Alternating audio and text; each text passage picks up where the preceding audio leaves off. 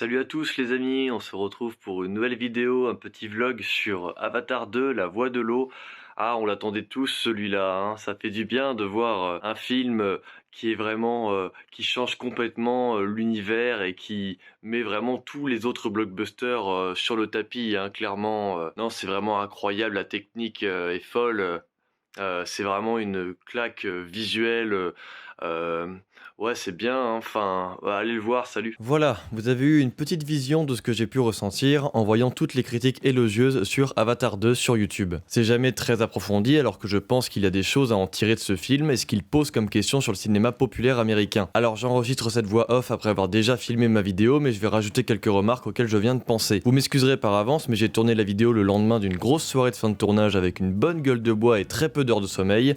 J'ai parfois de très bonnes idées moi. Donc j'ai des petits yeux et ma voix part quelquefois en couille, mais comme ça fera genre on est deux personnes différentes à parler et ça pourra dynamiser la vidéo pour vous. Bonjour à toutes et à tous et bienvenue dans cette nouvelle vidéo. Aujourd'hui j'aimerais revenir avec vous sur l'événement d'Avatar 2 cette semaine car je pense qu'il y a pas mal de choses à dire sur le film déjà, mais aussi sur les critiques faites à son encontre par les youtubeurs ciné qui me hérissent un peu les poils et qui soulignent pour moi la limite définitive entre ma vision du cinéma et la leur. Avatar 2, réalisé par James Cameron 13 ans après le premier du nom, est censé être une révolution visuelle et remettre sur la table la manière de faire du cinéma de grand spectacle. Et ce style de film, qui commence à avoir un réel gros impact sur la manière de percevoir le cinéma, me gêne en même temps que je ne le renie évidemment pas. Vous commencez à me connaître et vous savez que pour moi la mise en scène est le plus important dans ce que va montrer un film, et que le cinéma popcorn va donc établir un style de mise en scène qui ne joue pas sur la longueur ou la simplicité des plans. Il va plutôt jouer sur un rythme tendu avec de l'épique dans la musique et aussi un récit assez flexible qui va jouer sur une sorte de chapitrage que l'on retrouve pratiquement tout le temps dans ce genre de film. Et vous savez que pour moi on peut avoir une grande émotion esthétique devant un film très lent qui ne raconte pas forcément une histoire, ou même avec des plans simples et un montage sobre, parce que l'endroit où est posée la caméra, ce que font les comédiens, la scène et tout l'assemblage autour permettent, quand c'est bien fait, de dégager quelque chose de profond au spectateur émotionnellement. Alors que le divertissement va surtout les divertir comme dans une attraction.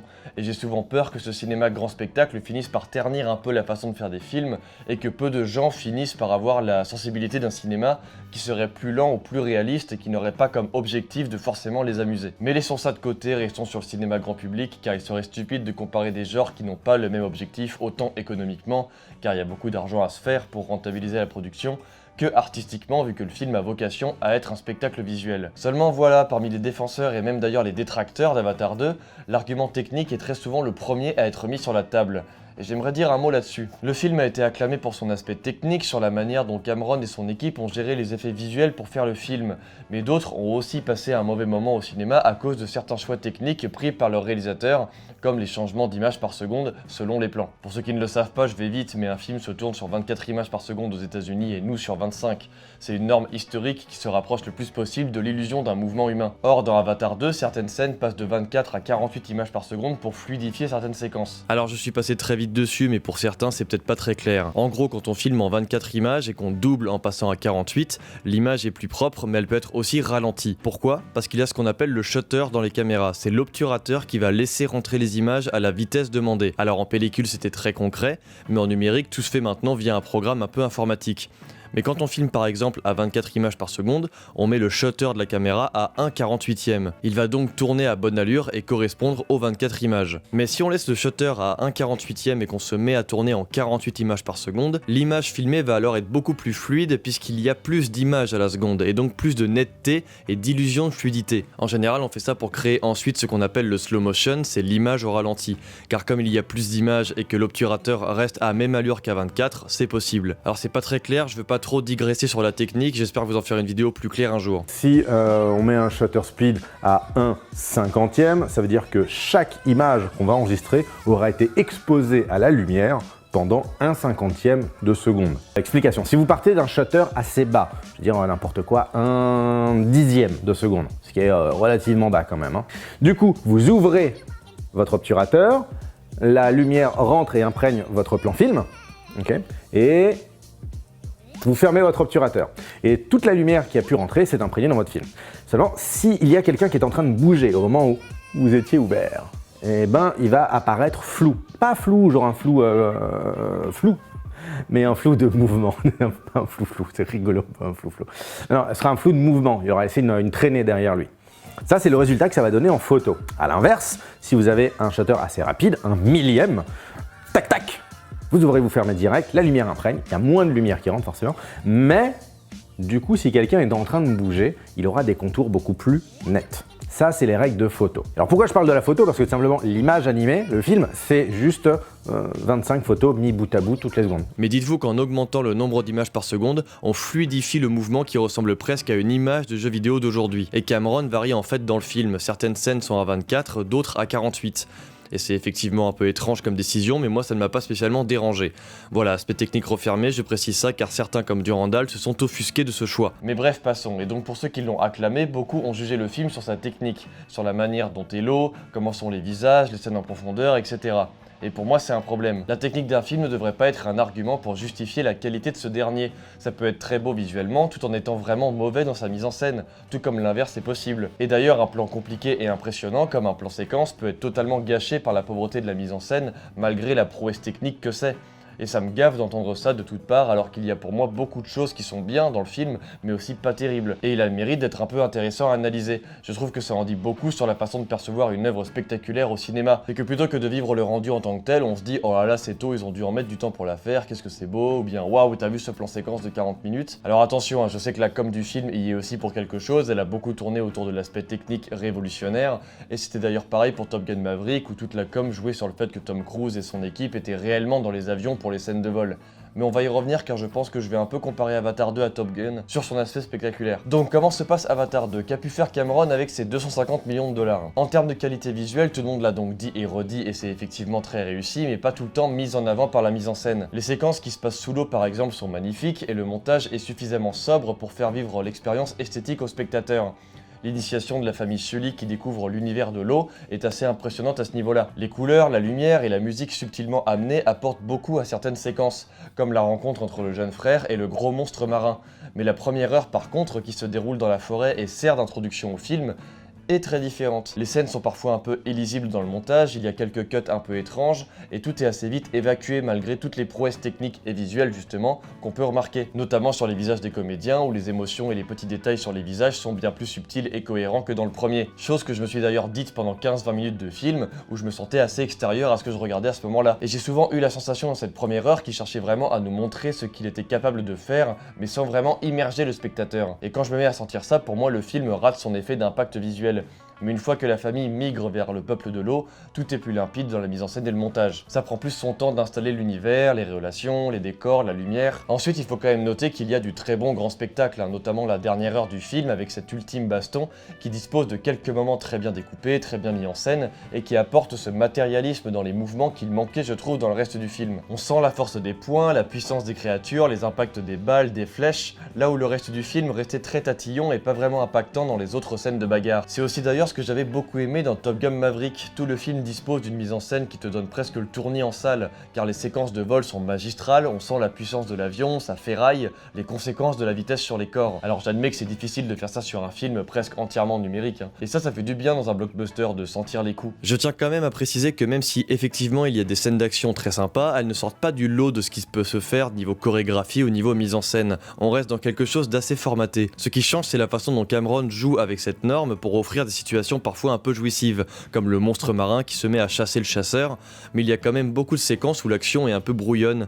Tout est très irrégulier et jamais vraiment révolutionnaire. Je ne trouve pas qu'il y ait grand chose de très marquant, même si on passe plutôt un bon moment devant. Parlons un peu de la narration, parce que j'ai aussi l'impression que c'est un aspect du film qui a beaucoup divisé le public et les critiques. Ce n'est pas la première chose que je vais analyser quand je vais voir un film en ce qui me concerne, car je pense qu'on peut faire d'excellents films avec une histoire qui tient sur un post-it, si la mise en scène est maîtrisée, que ça soit dans l'agencement des plans, le jeu des comédiens, les situations filmées. C'est toujours compliqué d'essayer d'expliquer pourquoi on est ému devant tel ou tel film par sa mise en scène. Et l'histoire passe donc pour moi un peu au second plan sans que je l'ignore totalement bien sûr.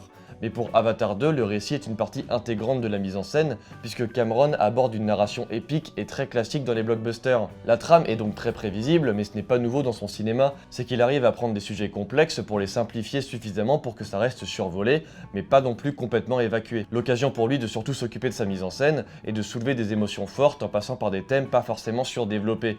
Et c'est souvent un piège que d'essayer de le faire sur un blockbuster.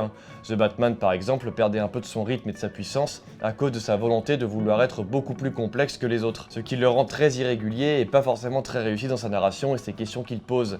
Et c'est aussi ce que j'ai réussi à apprécier dans Top Gun Maverick. Les dialogues sont aussi clichés que les personnages, et l'histoire est elle aussi construite sur une ligne narrative très répétitive dans ce genre de production, mais le film reste une super expérience cinématographique. Et cette ligne narrative d'ailleurs, vous la connaissez tous, puisqu'on aura tendance à vous dire qu'il faut respecter les actes de cette ligne pour écrire une bonne histoire. Faut commencer par le contexte, puis un élément déclencheur, faire un voyage initiatique, les disputes et quiproquos qui s'ensuivent, avec le climax à la fin. Une ligne très utilisée et réutilisée dans les films grand public, mais qui n'est absolument pas une règle à suivre forcément pour écrire une histoire. Et dans ce genre de récit, on n'évite pas non plus les quelques petits raccourcis grossiers, et les incohérences logiques comme des chutes vertigineuses qui font mal, des personnages qui parcourent en 2 minutes un chemin super long, des ennemis par milliers qui disparaissent très vite. Mais tout ça n'est pas spécialement gênant pour moi, encore une fois, si on parvient à nous procurer de grandes sensations esthétiques derrière. Mission Impossible 2 par exemple, il n'en avait rien à foutre de la logique et de la gravité, mais je trouve le film exceptionnel dans sa manière de filmer l'action.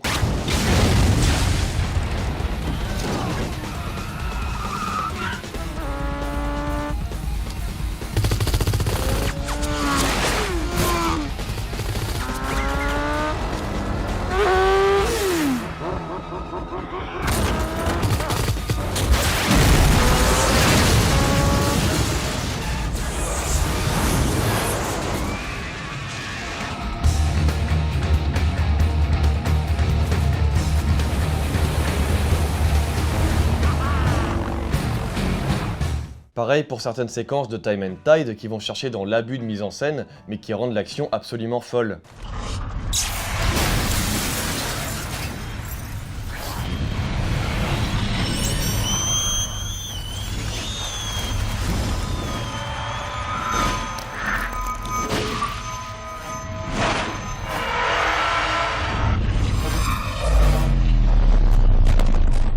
Ou plus récemment les deux The Raid, où chaque baston dure 1000 ans sans que l'un ou l'autre finisse par être sonné, et pourtant on sent l'agressivité des coups car la mise en scène est efficace, et les chorégraphies aussi.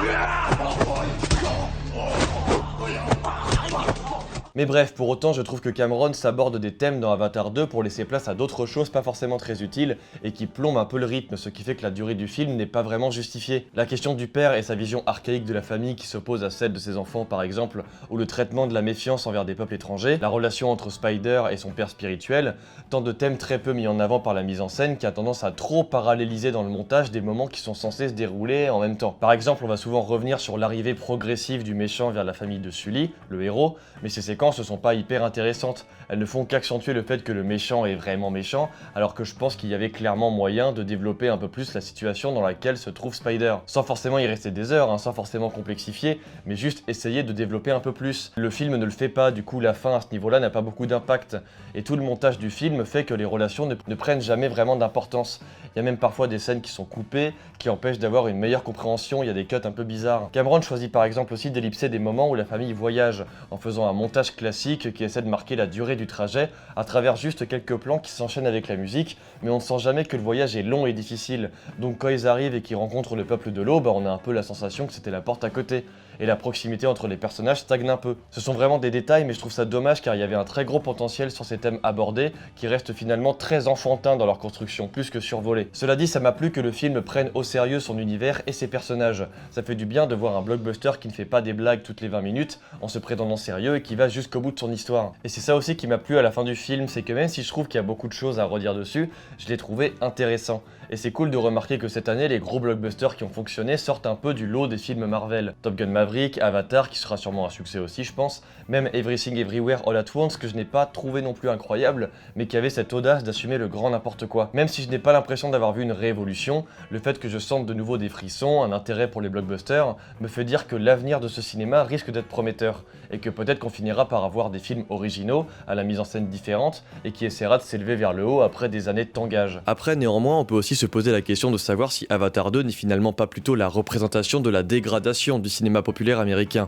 Je m'explique. Quand on regarde les succès mondiaux dans les années 90 et même 2000, il y avait évidemment des films qui étaient connus et reconnus pour leur prouesse technologique, mais la plupart du temps c'était juste des films bien réalisés, bien mis en scène et qui ne dépendaient pas forcément de très gros studios capitalisant sur le succès. Or, depuis quelques années, le cinéma populaire américain s'est réellement dégradé en suivant des franchises et un catalogue sur plusieurs années voire décennies, avec Star Wars, Marvel, Jurassic Park, en appelant des auteurs dans le monde entier pour réaliser des daubes qu'ils ont écrites, ou en proposant toujours plus de reboots de films connus ou de suites que personne n'attend, comme Indiana Jones 5, Retour vers le futur 4 et finalement un peu Avatar 2, car ils ont choisi de soumettre le cinéma à la loi de l'offre et de la demande, et à considérer donc le spectateur comme un pur consommateur. Car oui, le film s'inscrit clairement aussi sur une capitalisation d'un premier film à succès, et le nom de Cameron représente pour les studios un succès colossal au box-office. On rappelle que les deux plus gros cartons mondiaux sont réalisés par ce mec, Titanic et Avatar. Et si je trouve que ce deuxième volet sort un peu du lot de tous ces catalogues américains, je pense qu'il reste quand même très ancré dans une norme universelle.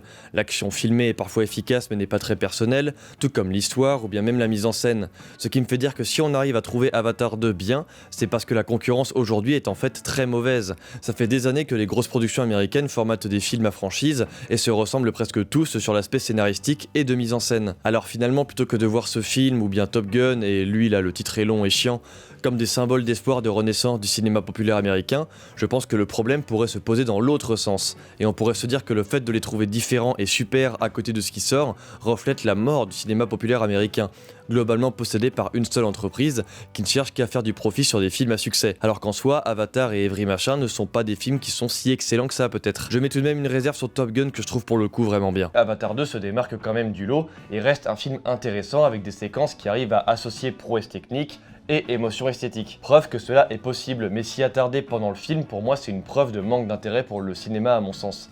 Et surtout, encore une fois, la technique n'est pas un argument esthétique, même si les deux peuvent s'associer pour faire vraiment quelque chose de bien. C'est la fin de cette vidéo, j'espère qu'elle vous aura plu et qu'elle vous aura intéressé. N'hésitez pas à dire ce que vous avez pensé du film aussi dans les commentaires et à partager la vidéo si elle vous a plu. Et n'hésitez pas à vous abonner à la chaîne et à me rejoindre sur Twitter, et on se retrouve très bientôt pour de nouvelles vidéos. Ciao!